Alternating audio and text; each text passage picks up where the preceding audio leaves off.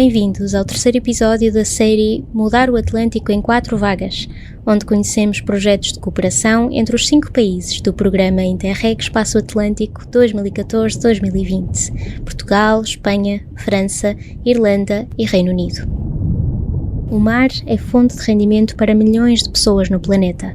Um relatório da consultora McKinsey & Company, de setembro passado, projetou que a procura por este tipo de proteína animal vai aumentar 14% até 2030, enquanto atualmente já 85% dos estoques de peixe são explorados perto ou além dos seus limites. Em Portugal, a indústria do pescado permanece relativamente tradicional. O projeto SAFER ajudou a modernizar a indústria do peixe na região atlântica, com as contribuições portuguesas do Fórum Oceano, que gera o cluster do mar português, e da empresa Foodintech, que desenvolve sistemas de gestão para o setor agroalimentar. Falamos com Miguel Fernandes, fundador da Foodintech, para perceber como a indústria do peixe pode atingir maior sustentabilidade através da tecnologia. Miguel, desde já eu pergunto-lhe, Portugal tem uma forte tradição ligada ao mar e à pesca. Porquê é que é importante inovar nesta indústria para cumprirmos os objetivos de sustentabilidade que estão previstos? Muito boa tarde. Em primeiro lugar, perceber que no que nos toca a nós, que trabalhamos com a indústria do pescado, a indústria do pescado e, em geral, a indústria agroalimentar é altamente competitiva. E a incorporação de tecnologias permite, de alguma maneira, estruturar essa competitividade que é necessário ter, ainda para mais hoje em dia falando numa globalização, com importações e exportações, ok? Segundo lugar, olhando para aquilo que nos toca, que é controlar a produção, aquilo que eu não consigo medir, não consigo gerir. E onde é que eu quero chegar com isto? A capacidade de controlar, sob o ponto de vista industrial, neste caso associado ao setor das pescas, controlar fatores de produtividade, ou melhor dizendo, quando estamos a falar de energia, água, desperdícios, tudo isto se torna muito importante sob o ponto de vista de sustentabilidade. Capacidade de eu medir para perceber o que é que está a acontecer a nível de fabrico e com isso, digamos, tomar ações com base nessa informação é altamente pertinente para tornar as indústrias cada vez mais sustentáveis, fazer mais com menos ou mesmo mais depressa, de uma maneira muito objetiva. Para explorarmos aqui a tecnologia que a Foodintech desenvolve nestas indústrias, precisamos de esclarecer talvez alguns conceitos. O que é o MES e em que é que consiste esta ideia da indústria 4.0 até 5.0, como é falado no projeto? A Foodintech é uma software house. Nós desenvolvemos um software que é o Flow Manufacturing. O Flow Manufacturing tem um nome técnico que é um MES, Manufacturing Execution System. É um software vertical, entenda-se, de controlo integral das operações industriais, desde as recepções, passando pelos diferentes processos que caracterizam as operações de transformação de diferentes indústrias, sendo uma delas, e aqui em causa, a indústria do pescado, que se divide em vários subsectores, como o bacalhau, as conservas, o pescado ultracongelado, e entre outras situações. Basicamente, o MES, o Flow Manufacturing, é um software que, de alguma maneira, tenta digitalizar tudo aquilo que é informação pertinente da produção. E estamos a falar coisas objetivas como stocks, rastreabilidade, custeio, segurança alimentar, referenciais normativos específicos da agroindústria, como BRCs, IFS, HACCP, bem como, por exemplo, na área do pescado, MSC significa que é uma garantia de rastreio, digamos, de um determinado produto. Basicamente, aquilo que o Flow Manufacturing representa é uma digitalização daquilo que é as operações de uma determinada indústria, de uma maneira muito objetiva, começando nas recepções, passando por diferentes processos de transformação, até chegarmos à montagem de encomenda. Nós, com base nesta relação em processos, nós conseguimos, por exemplo, assegurar uma coisa que cada vez é muito importante, que é a rastreabilidade, ok? Isto é, um consumidor ter informação de que aquele peixe que está a comer vem de uma determinada origem e que essa origem é fidedigna à sua captura. Resumindo, de uma maneira relativamente sintética, é isto que o Flow Manufacturing representa. É uma digitalização da indústria. Falando para a perspectiva da indústria 4.0. Nós consideramos que a indústria 4.0, digamos, ela é um baú com várias tecnologias, ok? Desde internet das coisas, desde cloud computing, resumindo, estamos a falar de um conjunto de diferentes tecnologias, realidade aumentada, etc, etc, onde basicamente isto não é uma meta, mas é um caminho, isto é, de uma maneira muito sintética, eu diria-lhe assim, indústria 4.0, uma palavra, é conectividade. Conectividade daquilo que é o ecossistema fabril. Pessoas, fluxos materiais, processos, etc., dados, etc., etc. Conectividade. Vamos imaginar que tudo o que está a acontecer, de alguma maneira, produz dados, dados pertinentes, nós vamos querer controlar tudo e mais alguma coisa, vamos querer controlar dados que permitem depois produzir, a posteriori, informação relevante, e basicamente o papel do software MES, como o Flow Manufacturing, basicamente, e na nossa perspectiva, ele representa o backbone, digamos, o esqueleto de uma estratégia de indústria 4.0, onde depois sobre este esqueleto, entenda, sistema nervoso, nós podemos incorporar outras tecnologias acessórias respeitando aquilo que é, digamos, os princípios da indústria 4.0. No entanto, aproveitando que estamos a falar disto, é preciso perceber que isto de indústria 4.0, e passo a expressão que eu uso muitas vezes, isto não é algo que se compra ao quilo, ok? Isto é, os industriais claramente têm que perceber o que é isto da indústria 4.0 e perceber que têm que definir um plano de assimilação daquilo que são os princípios barras tecnologias dentro desta indústria 4.0.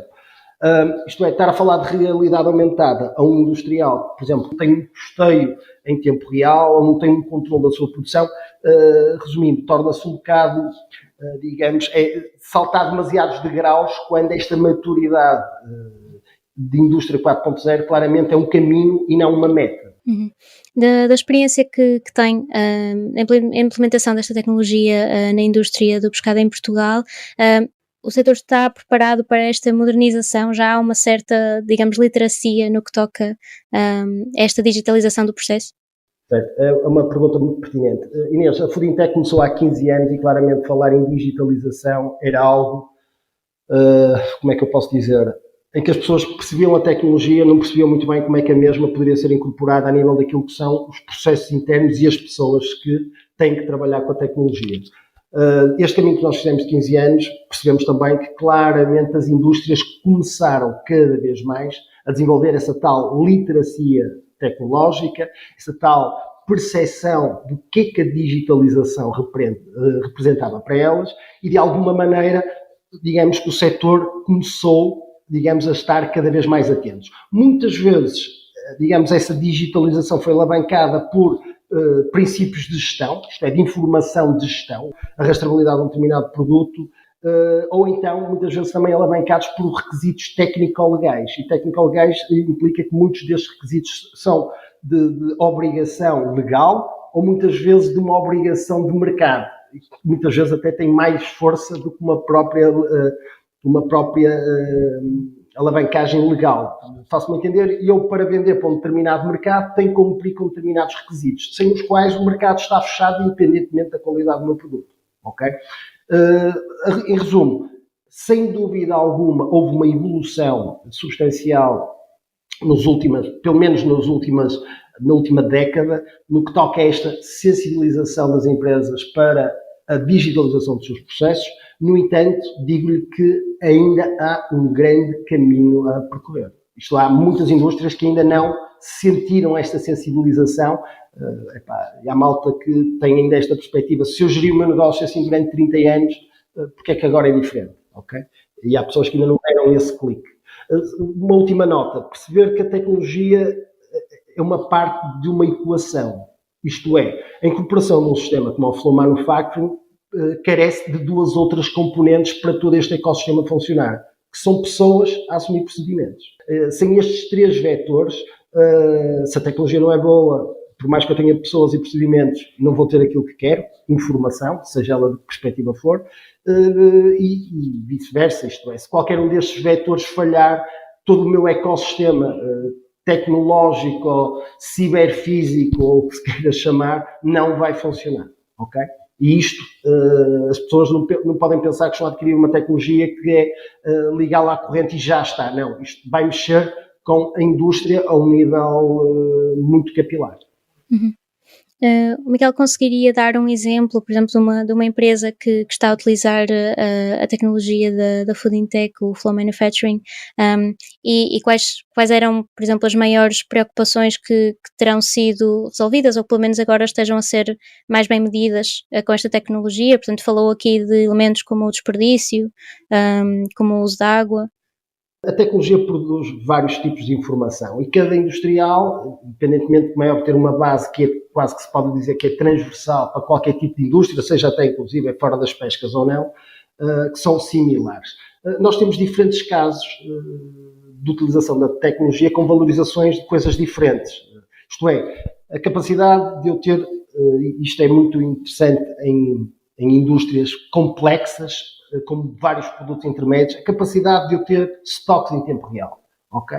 Isto é, a capacidade de eu ter estoques em tempo real é que me permite perceber um bocadinho as minhas relações, quer com os meus fornecedores, no que toca à aquisição de novas matérias-primas, quer na satisfação de encomendas aos meus clientes. Nós trabalhamos com 50%, por exemplo, da indústria do bacalhau, e clientes como a Pascoal, o Grade, Só Guima, são clientes que de alguma maneira exploram este tipo de informação pertinente que o sistema dá, e entre outros, como é óbvio. Mas, por exemplo, tivemos um projeto interessantíssimo, foi um bocadinho alavancado por este Safer, que foi nas conservas Pinhais, aqui em Matosinhos, onde nós, integrado no nosso sistema, com outros parceiros, integramos consumos de fatores produtivos, como, por exemplo, a água e a energia. Esta integração de sensorização que me permitia recolher dentro do meu sistema este tipo de informação permitiu à empresa retirar determinadas conclusões. O simples facto da linha estar a funcionar muito antes dela ir produzir propriamente. Isto é, permitia-me não ligar a linha demasiado cedo com poupanças de energia óbvias, não é? Por outro lado, o consumo de água.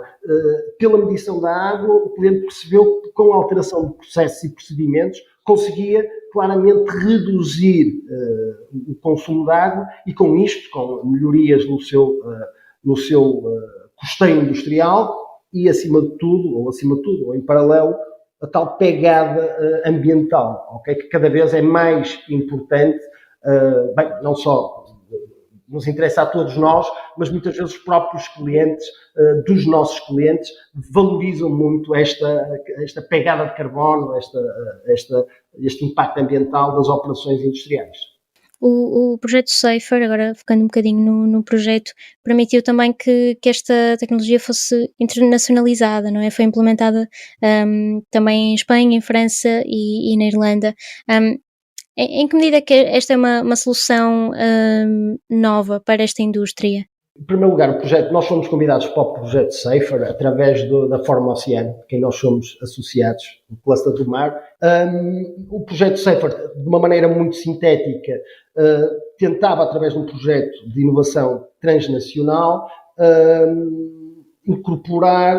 criar valor nas indústrias pela incorporação de inovação. E este projeto vai nos permitir uma série de coisas. Em primeiro lugar, validar, melhor dizendo, que esta tecnologia era transnacional. Isto é, aquilo que estava na Só Guima ou na Pinhais podia funcionar lá fora. Em segundo lugar, percebermos também que o processo de implementação desta tecnologia, que é complexo, podia ser feito remotamente. E remotamente não é 100% remoto, mas que conseguíamos implementar esta tecnologia mesmo sendo de um país de fora. Um terceiro aspecto muito importante foi perceber que estas empresas que hoje em dia colaboram connosco, que têm o seu pool de tecnologias nacionais, estamos a falar de países como a França, Espanha, Irlanda, e percebemos que nós temos uma tecnologia que, de alguma maneira, apesar de existir concorrência, tinha algumas características diferenciadoras, e isso foi para nós, sob o ponto de vista de internacionalização, 3 aspectos muito, muito importantes deste projeto. Saiba mais sobre o projeto Safer e outras iniciativas pelo oceano da série Mudar o Atlântico em 4 Vagas, na página do Azul.